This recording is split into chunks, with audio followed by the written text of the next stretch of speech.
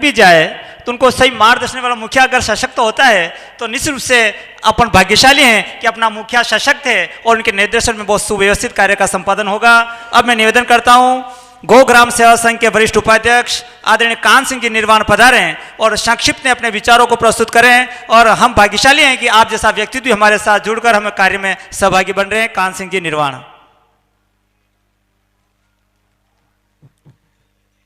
अति सम्मानित मंच, मोतियों से महंगा सदन, मैं आप सबको प्रणाम करता हूं। किसी व्यक्ति के जीवन में सर्वांगीण विकास के दो ही स्रोत होते हैं, भक्ति और शक्ति। आज दोनों हमारे मंच पे विराजमान हैं। भक्ति के प्रतीक हमारे गोभक्त और संतगण हैं और शक्ति के प्रतीक हमारे आदरणीय देव सिंह जी बाटी साहब हैं। तो इस संस्था को सफलता मिलेगी, इसमें कोई संशय करने की जरूरत नहीं है, ये मेरा मानना है। दूसरा मित्रों, मेरा ये मानना है कि हजारों साल से जो चीजें संरक्षित थी वो अब अपेक्षित क्यों हो रही है, इस विषय पे हम कभी गौर नहीं कर रहे हैं। किसी भी विषय को कानून से आप कभी नहीं बचा सकते। क्या मोर और ऊंट को बचा पा रहे हैं? ये गोचर भी, ये औरण भी कानूनों से नहीं बचेगी। ये कैसे बचती आई है, इस विषय पे हमें अध्ययन करना पड़ेगा, इस पे हमें विचार करना पड़ेगा। आज का विज्ञान का युग है। चांद पे जाने वाला व्यक्ति धर्म की आस्थाओं को नहीं मानेगा, उसको विज्ञान संबद्ध हमें तर्क देने पड़ेंगे।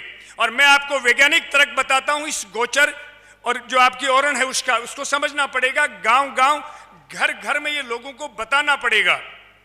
आज मनुष्य का जो शरीर है, एकमात्र धरती का ऐसा प्राणी है मनुष्य जो रात और दिन अपनी उत्पत्ति को नष्ट कर रहा है। ब्रह्मांड का कोई प्राणी अपनी उत्पत्ति को नष्ट नहीं कर रहा है, ये मनुष्य कर रहा है। किससे बना है?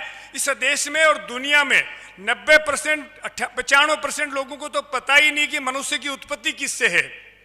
और यदि उत्पत्ति का जिसको ज्ञान नहीं हो, वो पशु से भी बदतर होते हैं, क्योंकि पशु भी अपनी उत्पत्ति को नष्ट नहीं कर रहा है, मनुष्य कर रहा है।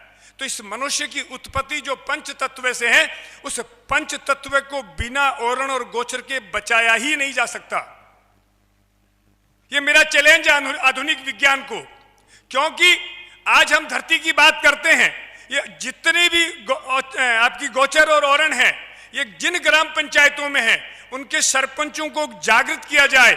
आज बहुत सारी कंपनियां, भूमि जिनकी पलवित और पोषित है, उन लोगों को बाकायदे महीने के, साल के पैसे दिए जा रहे हैं। जब उनको इसका आर्थिक स्वावलंबन का पता लग जाएगा कि सरकारों से और संस्थाओं से हमें इसके रुपए मिल रहे हैं, तो उनमें एक जागृति आएगी।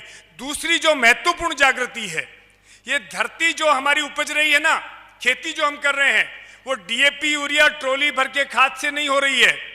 ये बैम है। न तो ट्रॉलियां भर के खाद और न डीएपी, यूरिया इस धरती की खुराक है।